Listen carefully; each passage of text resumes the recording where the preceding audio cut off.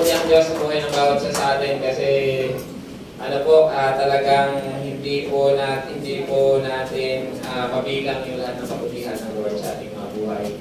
Amen. At natutuwa po ako dahil naranasan po natin kanina pa lang yung kanyang presensya. Amen. Sige nga po, tayo po lahat ay po at manalangin po muna tayo sa ating Lord. Heavenly Father, we are here tonight, O God. Maraming salamat, Panginoon, dahil truly, you are a good God, you are a great God, you are life, Panginoon.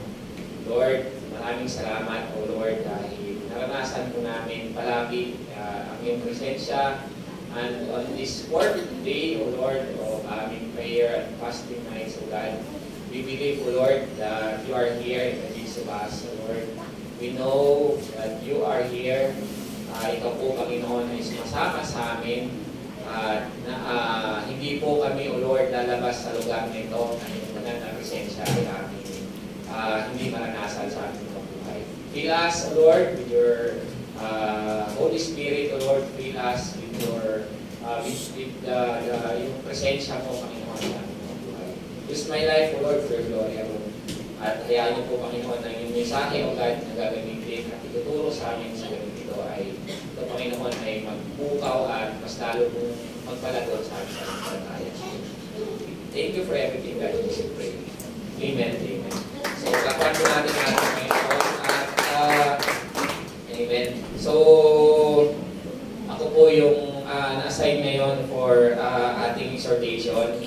At sabi ko nga, makikinig po sana ako, Lord. Ang prayer ko, Lord, makikinig po sana ako ng mga word of God ngayong week. Kasi gusto ko, ang sarap talaga po sa feeling ko yung mga tinuturo sa atin ni Lord. Amen. Natutuwa po ba kayo dun sa mga message ni Lord sa ating buhay? Amen. So sabi ko, Lord, ang sarap.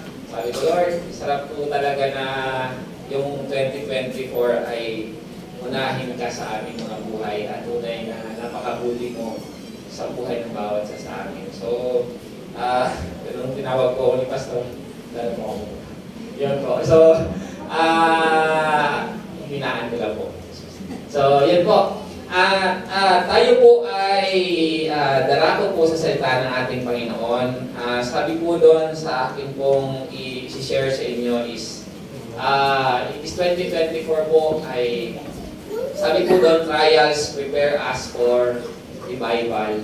Naniwala po ba kayo doon na lahat ng pagsubok, lahat ng mga naranasan po natin na mga pagsubok ng 2023, ngayon, kung meron pa hanggang ngayon, nung last year, 2023, pero hanggang ngayon meron pa rin ay prepare po tayo ng ating Lord for a revival. Amen? At dahil po, siyempre, lalo po tayong kumakapit sa Kanya. Kasi po, lahat po tayo ay mayroong pagsubok, pero sabi po ng Lord ay huwag po tayong lumayo sa Kanya. Kailangan pa rin po nating yakapin at mag-call po tayo sa Kanyang mga promises sa ating mga buhay. So, ito po siguro yung magandang na picnic ko po na ituturo sa inyo. Kasi talaga pong naranasan po namin to. Amen. 2023 po kasi ito po yung pinaka mahirap na sitwasyon. Ngayon po ako po ay 35 years old, pero ito po yung pinaka hindi ko po birthday. Tinanong ko ni Kuya. Ito po yung itong year ng 2023, ito po yung pinaka mahirap na sitwasyon na naranasan po namin. Dahil po noong 2023 po ay yung nanay ko po ay nawala. Then talagang ang hirap po pala ng buhay, no? Pag may mga pagsubok na hindi mo kaya kontrolin. Nasa Lord ka lang umaasa. Parang, Lord, di mo alam kung anong gagawin mo. Pero salamat sa Lord dahil totoo pong mabuti po siya sa buhay ng bawat isa sa atin. Palakpakan natin. Salamat po ako. Marami po dito.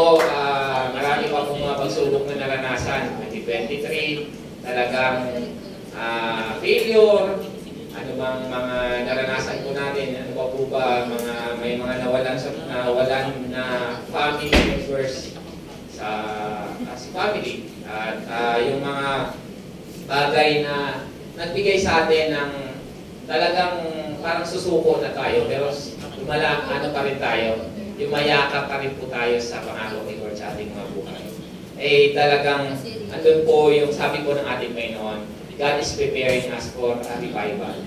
At sabi po doon, ang aking pong verse na napili po is in James chapter 1 verse 2 to 4. Sabi po dito, my brethren, count it all joy when you fall into, sabi po doon, diverse temptation, knowing that the trying of your faith work patience, but let patience have her perfect work, that ye may be perfect and entire, wanting nothing. So, basahin ko lang po in NIV kasi ito po yung sabi po ng ating Panginoon.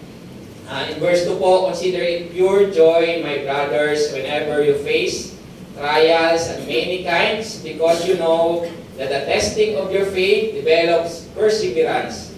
Perseverance must be finished its work so that you may be mature and complete, not lacking anything. Sabi po ng ating Panginoon. Palakpakan po natin ang salita po ng ating Lord. At ang ating po introduction, sabi po dito, trials come upon us in many different ways. Tama po yun. Marami pong mga pagsubok na naranasan po sa ating mga buhay. Some of those ways could include accidents. Ito po yung mga naranasan. Hindi ko po alam kung ano po yung mga naranasan po natin ngayon. The death of loved ones, illness, or losing something material. So, may mga nawala po sa work. Meron pong nakapag-experience ng mga bagay na may nawala po sa kanilang family. Trials could come upon us because of disagreements or with precautions from best friend or somebody else, even a church member. Minsan, naranasan po natin, may nakakasakit po sa atin. Kahit po hindi po natin alam kung ano po, hindi po natin alam kung minsan nakakasakit po tayo ng ating kapwa. At sabi po doon, amen. There are different types of trials, including moments when you feel disappointment with somebody or some circumstance. For the most part of those hard times and trials come because we are Christians. Sabi po ng ating Panginoon, most part of all hard times and trials comes because we are Christians.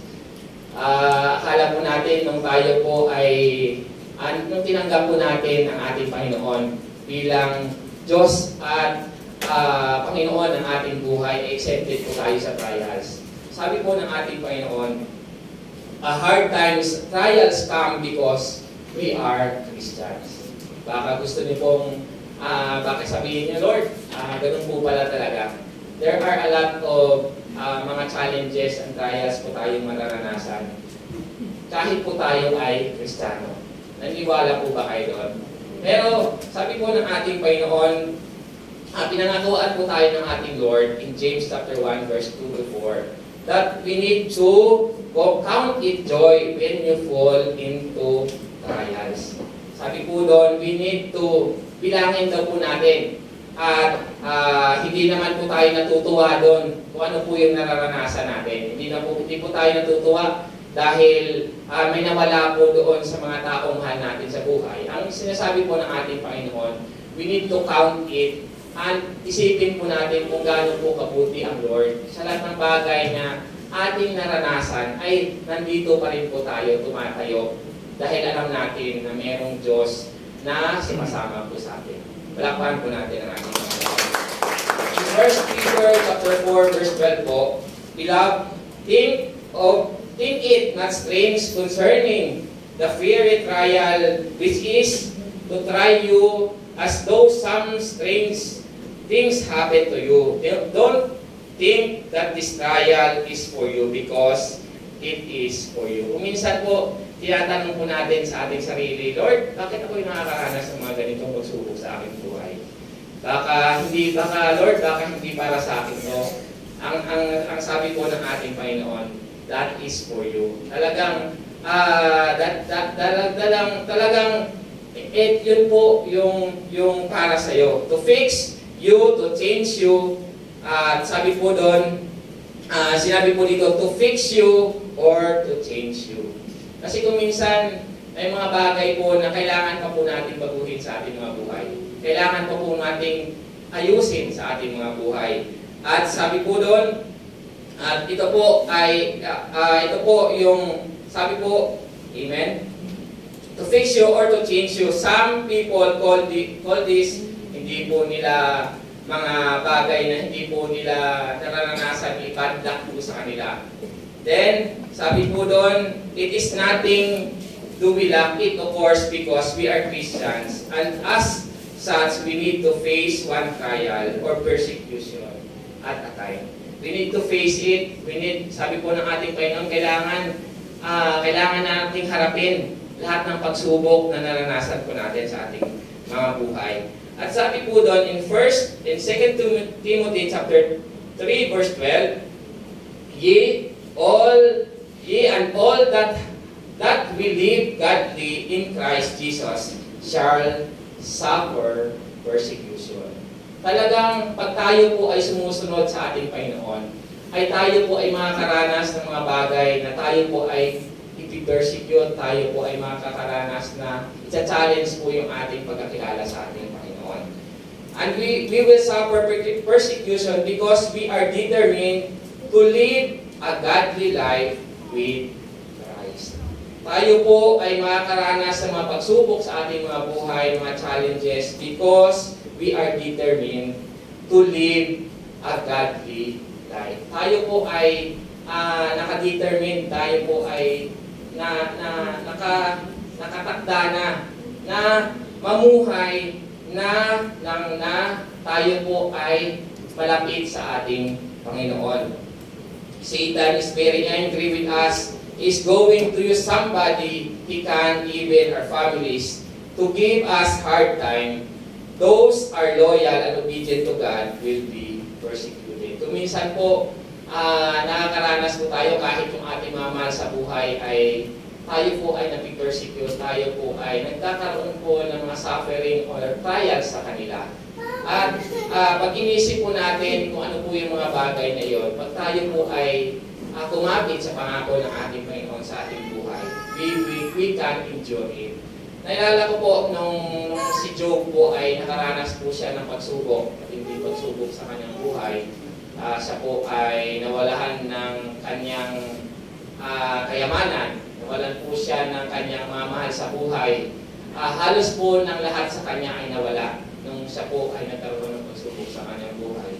Masabi po ng kanyang wife, diba, sabi po doon in Job chapter verse 9, sabi po doon, his wife said to him, "Are you still maintaining your integrity? Curse God and die." Sabi po doon. He replied, "You are taking like a foolish woman. Shall we accept good from God and not trouble?"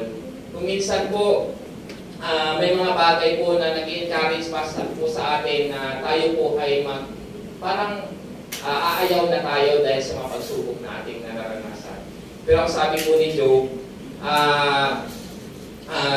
sabi niya po, shall we accept good from God and not trouble? Paano po natin mararanasan kung gaano po kabuti ang Diyos sa ating buhay if we are not facing challenges and trouble in our life? Parang po yun na, di ba, pag tayo po ay nasa competition ng ating buhay, hindi po natin makikita kung nananalo po tayo pag wala po mga challenges and competition sa ating buhay. Ganun din po yun. So, Jesus suffered trial and shame us. Did He have the victory? Di ba ang ating Panginoon po ay naging victorious sa ating mga buhay? Amen. So, sabi po doon, yes, He did, because after His death, His Father resurrected Him and restored all of Him. So, lahat po ng mga nararanasan po natin ngayon, kahit ngayon po ay meron po tayong nararanasan. Alam niyo po, ang pangako po ng ating Panginoon ay He is preparing us for the great revival into our life this 2024. Naniwala po ba kayo doon? Amen. Sige nga po, palakpakan po natin. Talaga pong napakahirap po. Nasasabi lang po natin yun kung minsan dahil hindi po natin nararanasan, ay talagang yun yung pangako ni Lord. Alam niyo po, nung yung nanay ko ay nawala nung ating anniversary po yun eh. After po nun, parang Lord, sabi ko, totoo ka ba talaga na nagpapagaling? Kasi Lord, pinag-pray po namin na nagbabaling nanay ko. Hindi lang naman ako yung nag-pray kasi kahit po dito sa church, may nag-pray po sa atin.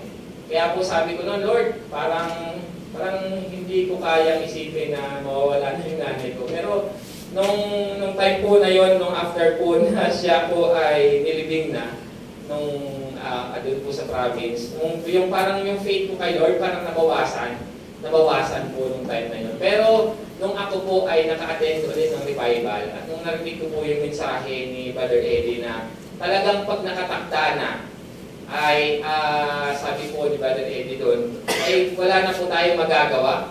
Pero kung meron pa pong kayang gawin ang Lord, kaya niya pong gamutin lahat ng may sakit at karamdaman. Kaya po, naniwala po ako ng lahat ng mga bagay na nangyayari sa ating mga buhay ay meron pong plano ang Diyos na mabuti. Amen po ba doon? Amen.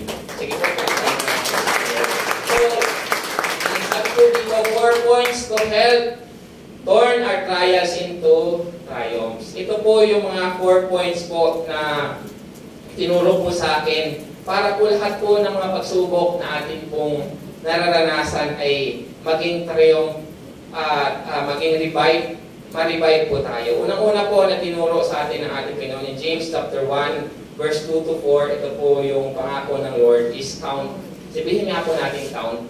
Wow. Amen. So, my brethren, count it all joy when we fall into diverse temptations. Sabi po doon, in other words, learn to say, thank you, Lord, for all the trials that I am going through. Sabihin nga po natin, thank you, Lord. Thank you, Lord. Dapat po magpasalamat po tayo sa ating Panginoon. Thank you for these difficult moments that I experiencing right now. Count those as joy moments. Isipin daw po natin yon na at bilangin po natin yon na yun po yung mga bagay na magpapasaya sa ating mga buhay. Count. This may seem easy to say when we do not have anything going wrong into our lives. So, minsan po natin, kung hindi naman po ganun kabigat yung mga pagsubok na ating naranasan, kung minsan, it is easy to say. Pero ang sabi po ng ating Panginoon, when everything is unstable in our lives, we may question why we should find joy moments and praise God for learning experience. James assumes in this passage that we will experience trials. He tells us to count this all joy when we fall into various trials. He does not say if or but. He says, when we have them, count them joy. Hindi naman po natin gusto na maranasan yung mga pagsubok sa ating buhay. Pero ang sabi po ng ating Panginoon, pag naranasan po natin yun, we need to count them as joy into our lives. So, pangalawa po, ang sabi po ng ating Panginoon is knowing. Knowing po in James chapter 1 verse 3 po.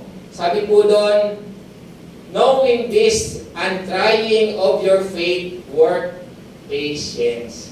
So, alam niyo po, dito ko po naisip na iba po talaga pag meron po tayong kaalaman sa salita po ng ating Panginoon. Iba po yung ating pananaw sa lahat ng pagsubok na ating naranasan sa ating buhay. Pag tayo po ay nakakilala at meron po tayong kaalaman sa salita po ng ating Lord. Diba sa ibang tao po, pag sila po ay nakakaranas ng mga matinding pagsubok, sila pa ay give up, sila po ay nawawala sa kanilang sarili. Pero tayo po ay mga nakakilala sa ating Panginoon. Sabi po doon, we need to know we need to, kailangan po ay meron po tayong karunungan. At sabi po doon, to develop patience, we need to be tested. Are we willing to be tested? Tanong po sa atin po ng ating Panginoon, are we willing to be tested? Amen. Sabihin niyo nga po sa inyong katabi, are you willing to be tested? Amen. Or we are afraid we will fall the test. Kung minsan, baka sabihin natin, Lord, baka hindi ko kayanin. Baka hindi ko kayang mapagtagumpayan yung testing mo sa buhay ko.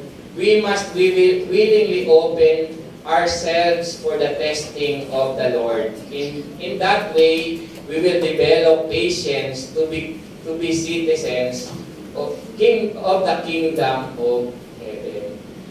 Yun naman po yung pangako po sa atin ng ating Panginoon. We are citizens of the kingdom of the heaven of the Lord. That's why God is preparing us for through the testings na atin pong nararanasan ngayon. Kaya po, the right knowledge concerning the value of trials make it possible to have a joyful attitude. Kailangan po, sabi po ng ating Panginoon, we need to have a joyful attitude. Kailangan po, tayo po ay palaging magalak sa ating Panginoon. All trials and strife test our faith. Faith will bring out the best in us. Yung pananampalataya po ay yun po yung magbibigay ng best sa ating mga buhay. Just as a fire purifies gold, the Lord wants to purify us. We need to submit and trust to Him. Gaya po ng pag-purify po ng gold, di ba po? Para po mawala po yung mga yung mga percentage po na doon sa gold, may tawag po doon doon sa gold na parang itatanggalin niyo po yung mga impurities nakalimutan ko po. So, yun po, sabi po doon, the Lord wants to purify us through the testings of our life, and we need to submit and trust to Him.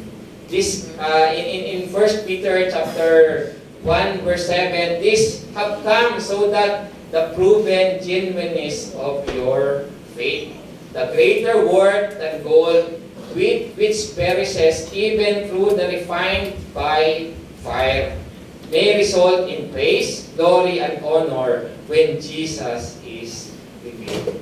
Lahat po ng mga bagay na tinuturo sa atin ng ating Panginoon ay magbibigay po ng strength sa atin para po tayo ay tumayo na alam natin na kasama natin si Lord sa ating mga buhay. At dahil po tayo na po ay tested na sa lahat po ng mga challenges, that's why yun po yung tinuturo po sa atin ng ating Panginoon. Pangatlo po ay let. Sabi po doon, let someone. Ibig sabihin po, hayaan po natin na ang Lord po ang kumilos sa ating mga buhay. But let patience have her perfect work, that He may be perfect and entire, wanting nothing. At basahin ko po in NIV sa verse 4, sabi po doon, Amen. Amen. James chapter 1 verse 4, sabi po doon, in perseverance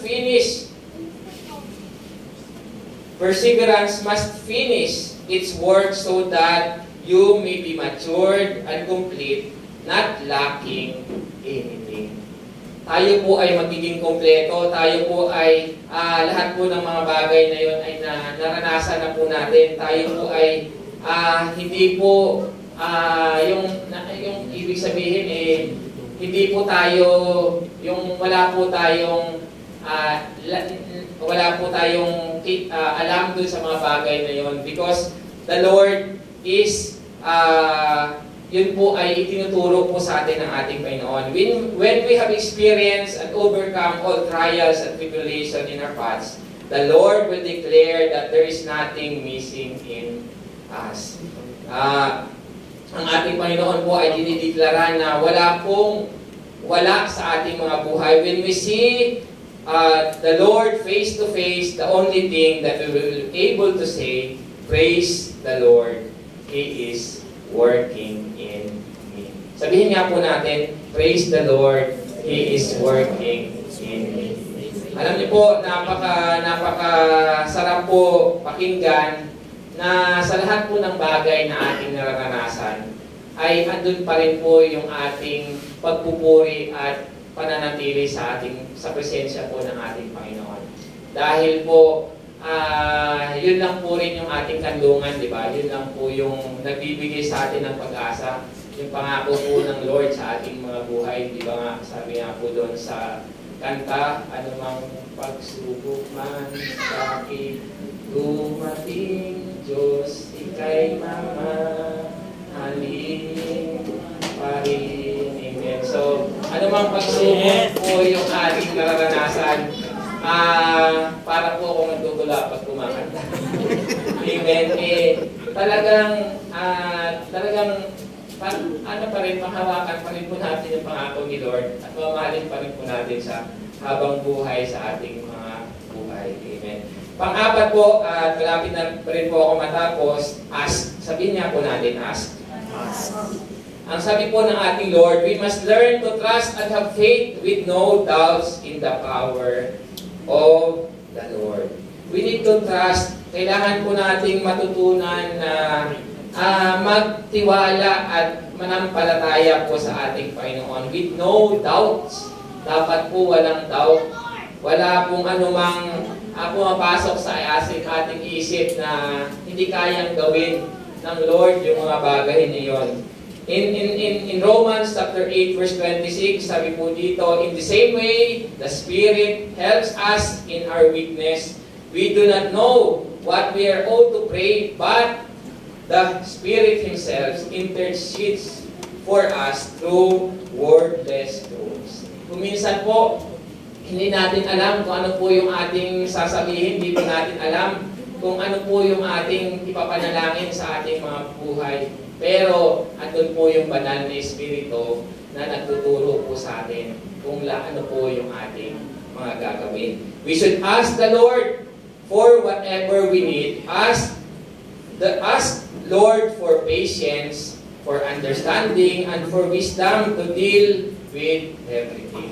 We need to ask the Lord for the patience, lahat po, understanding, wisdom, at paano po natin i-handle yung mga bagay na yon. We do not want to quit to become cowards, but we must persevere, be strong, and be conquerors of each situation for the name and honor of Jesus Christ. We need to conquer because we know, kilala po natin kung sinong Lord yung ating pinagsisilbihan. We need to triumph kasi alam natin na si Lord yung sumasama sa atin, kasama natin sa ating mga buhay. If we do these things, if we do not do these things, we are not allowing God to take complete control into our lives. Pag hindi po natin ginawa po to, yung mga bagay na to, hindi po tayo marunong count and know and let and ask the Lord for everything for His mga bagay na gusto gawin sa ating mga buhay. Hindi po natin sabi po doon, we are not allowing God to take complete control into our lives. Kaya po kailangan po talaga natin na we need to humble ourselves to our Lord Jesus and ipagkatiwala po natin yung ating buhay sa Kanya. When we say we do not want to give up something, we are not moving forward.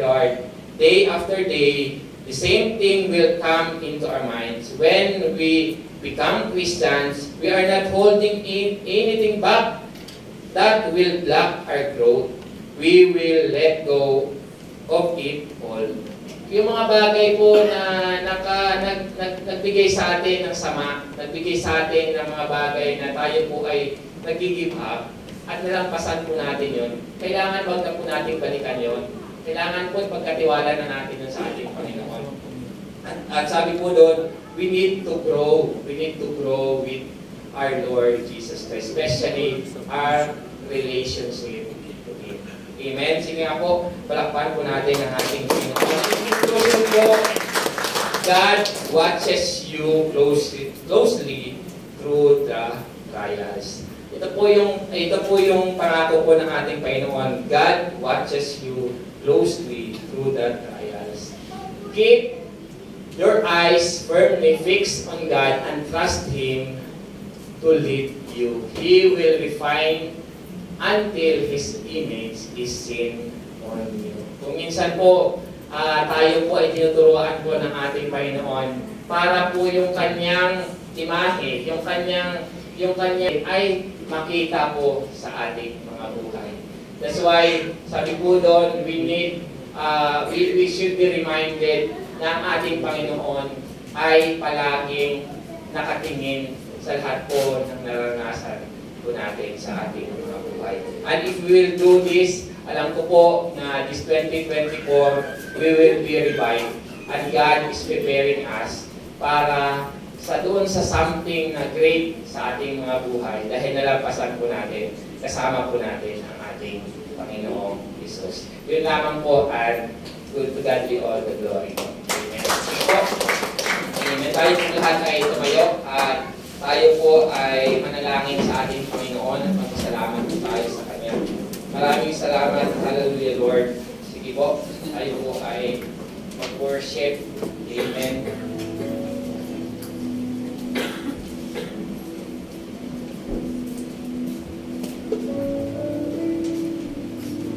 Lord, maraming salamat. Hallelujah, Lord.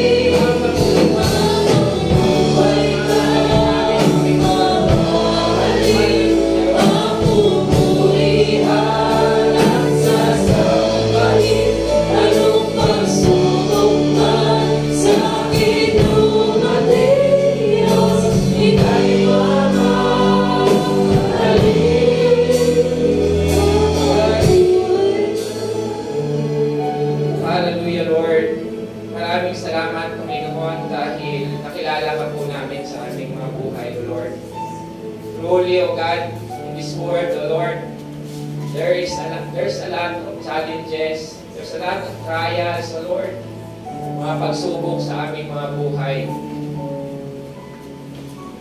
Pero maraming salamat, Panginoon, dahil Ikaw ay nandyan palagi sa aming mga buhay, Lord. You are watching over us when we are facing all these difficult moments into our life, O Lord. You are beside us, O Lord, holding us, O Lord, tapping our back, O God, and saying to us, O Lord, na kaya po namin lampasan lahat ng mga bagay na naranasan po namin. Dahil maganda po yung pangako mo sa aming mga buhay. Lord, we believe, O God, that this 2024, O Lord, I we're preparing, O Lord, of a great and revived things, O Lord, into our life, O Lord. Alam namin, Panginoon, na meron kang mga bagay na dakila na ipaparanas sa amin, Panginoon.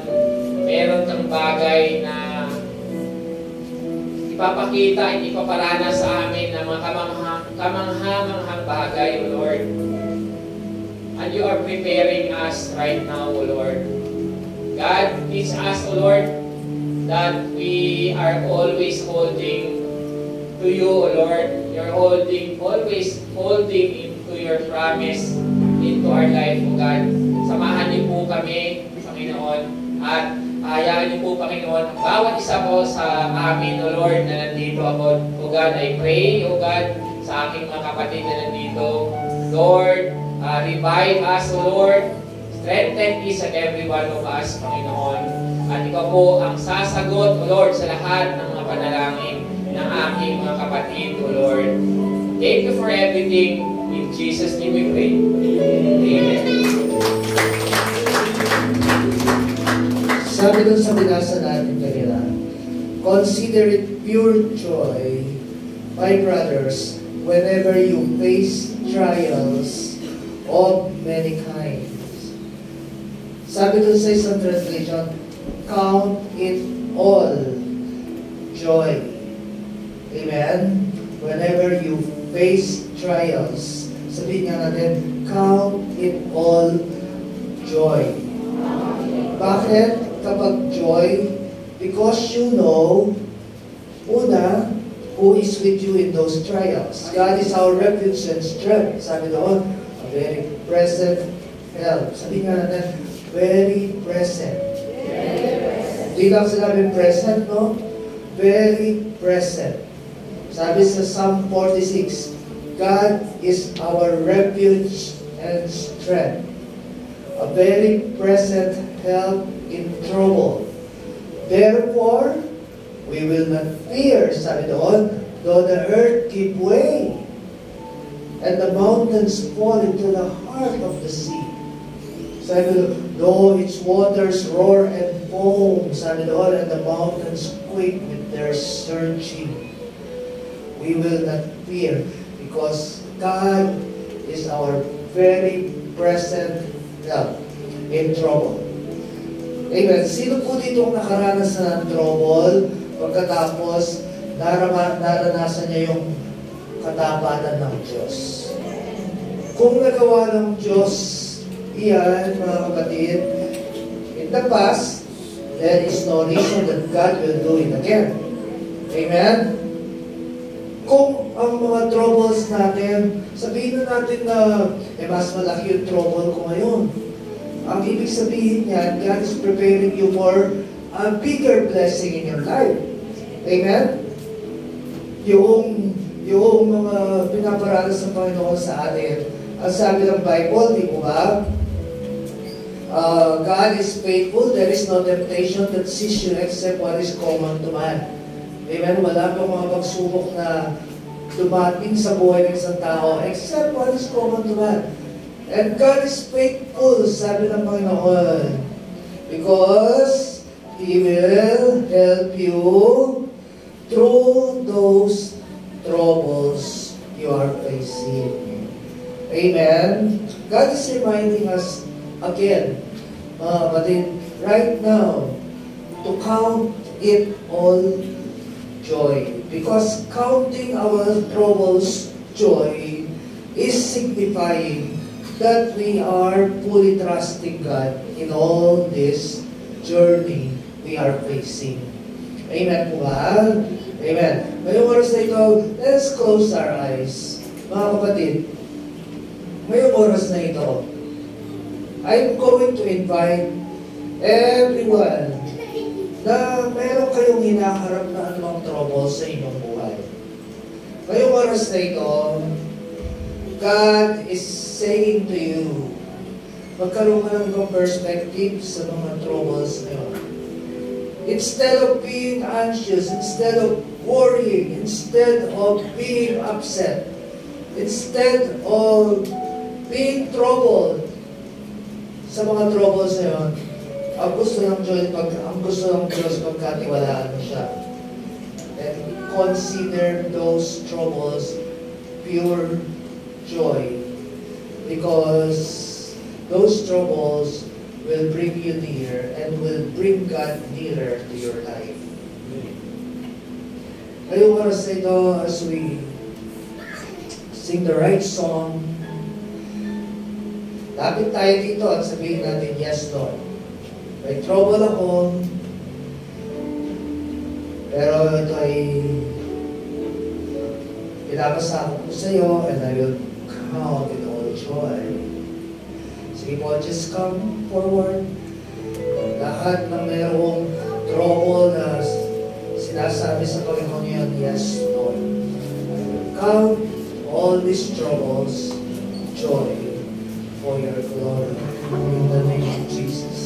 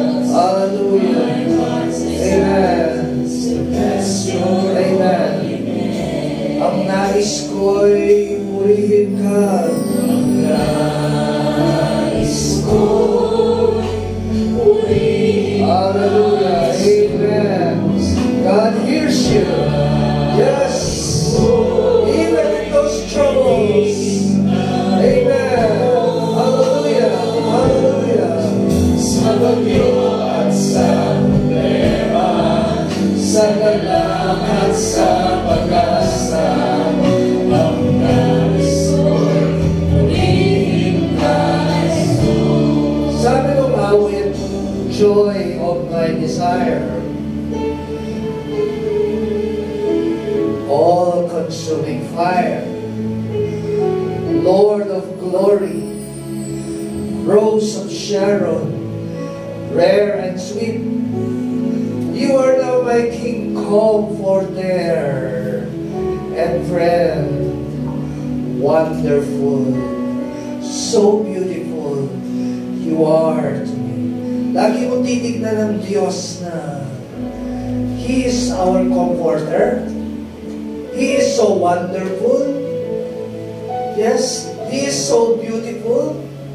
He is a good God, and a good God will never do something bad to those who trust Him. Walang Diyos na mabuti na gagawa niya ng masama o mababayaan niya yung nagtitiwala sa Kanya. Our God is good. And let us always put that in our heart.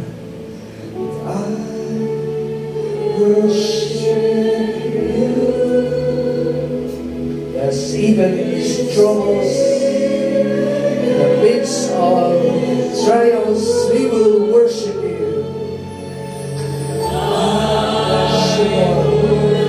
Amen. Yes, Lord.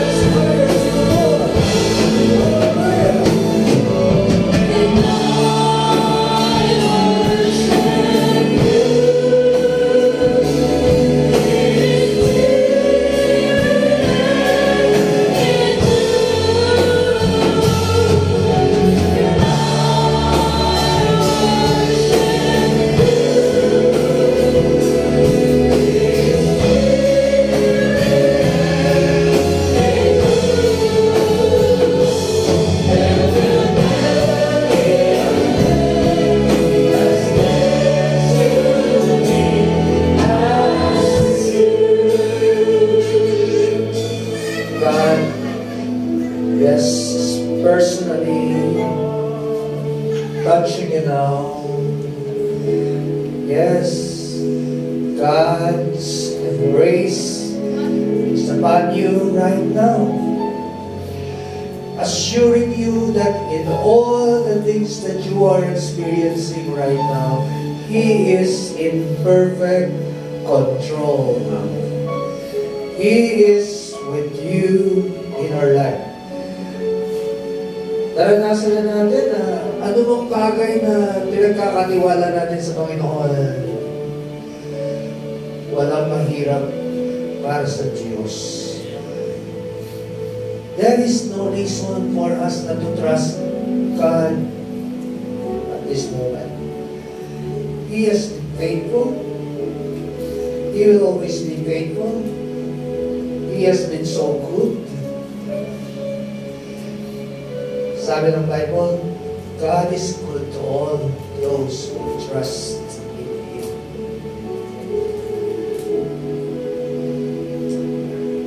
Yes, yes, right now God is embracing you. God is putting His hands around you. Thank you, Lord.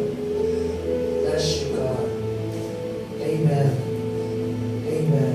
Thank you, Lord. Just continue to worship the Lord. Just continue to pour out your heart. Oh, we worship you. We worship you.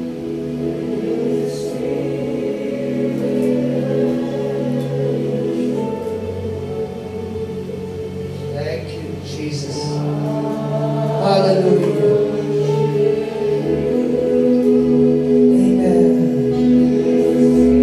Touch with our worship. Bless you, Lord. Bless you, Jesus. Amen. Ngayong oras na ito, kapatid, kung meron kang nais singin ang tawad sa Panginoon, malaya ka kasi ang Panginoon ay narito. The mere fact that God's presence is in this place is that He is delighted with our humility. Ngayong oras na ito, sabihin mo sa Panginoon, ano bang mga, Lord, sorry po, nagkulang po ako. Sorry po, Panginoon, nagkamali po ako. Patawarin niyo po ako. Yes, ngayong oras na ito, God will take away your guilt. God will take away those fears. Sabihin mo sa Panginoon, yes, Lord, right now, I fully surrender my life to you. Lord, sabihin mo sa Panginoon, Lord, my life is completely in your hands. Amen. I love you, Lord, for your mercy never fails me. All my days I've been held in your hands. From the moment that I wake up till I lay my head, oh, I will sing the goodness of God. Say to God, Lord, all my life, Yes, all my life you have been faithful. sing it sweetly to the Lord. All my life you have been so, so good. With every breath that I am able,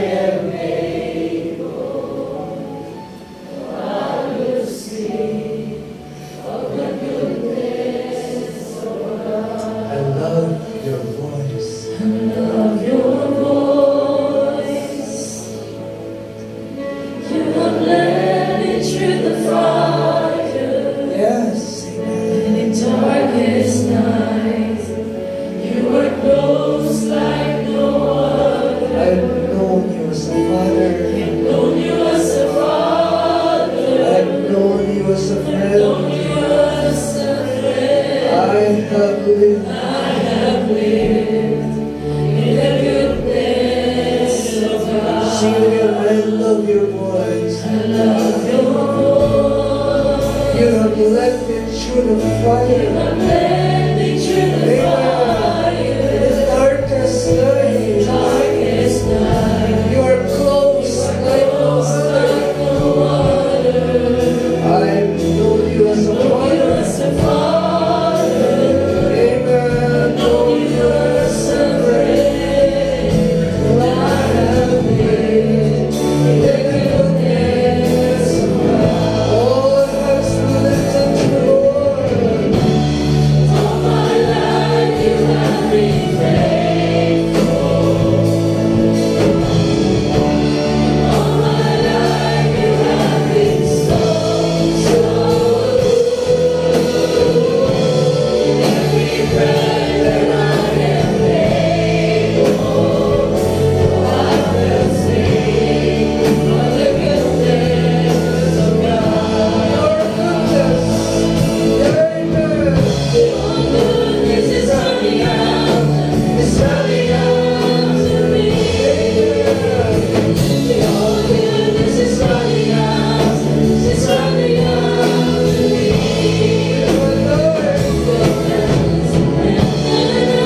I give you everything. Your goodness is running out, it's running out to me. Your goodness is running out, it's running out to me. Amen. We declare Your goodness is running out, it's running out to me. in my life laid down. I surrender now and give you everything. Amen. All our pains, all our fears, all our worries. Amen.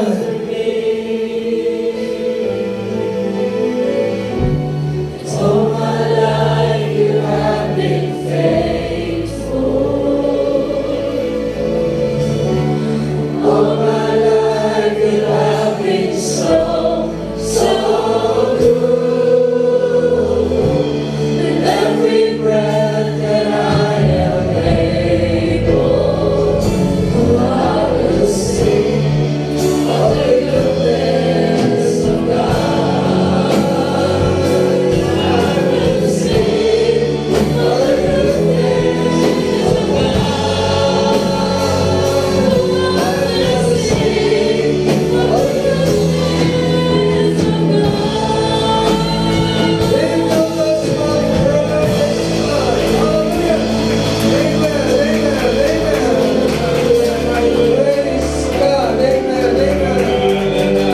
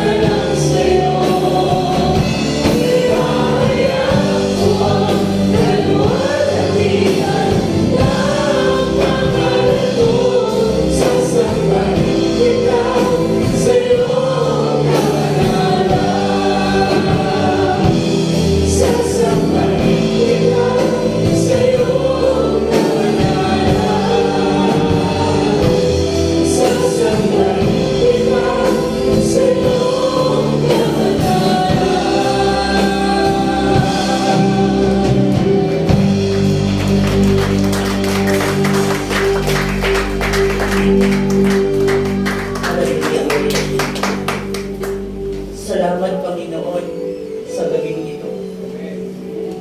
Lord, sinabi niyo po sa inyong salita, ang sino mang napapagal o nabibigat ang lubha sa kanilang mga pasanin, umapit sa iyo at bibigyan mo ng kapahingahan. Lord, salamat sa kapahingahan ito na inihatid mo sa buhay ng bawat anak mo. At uuwi kami, Panginoon, na may mapayapang pag-asa sa iyong dakilang harapan, Panginoon. Sapagkat, Panginoon, sinabi mo sa iyong salita, bago kami, Panginoon, kayo muna ang nakaranas, O God. Lord, salamat, Panginoon, dahil sa mga pagsubok na ito, patuloy mo kaming pinatatatag, Panginoon.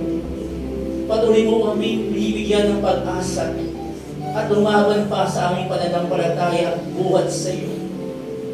Salamat po, Ama, at sa iyong anak na naghayag ng iyong salita sa buhay po ni Brother Anthony Ricamonte, Panginoon. Truly, O God, your servant, Panginoon, ay patuloy mo siyang samahan. Patuloy mo siyang gamitin pa mightily in the ministry na pinagkaloob mo sa kanyang buhay.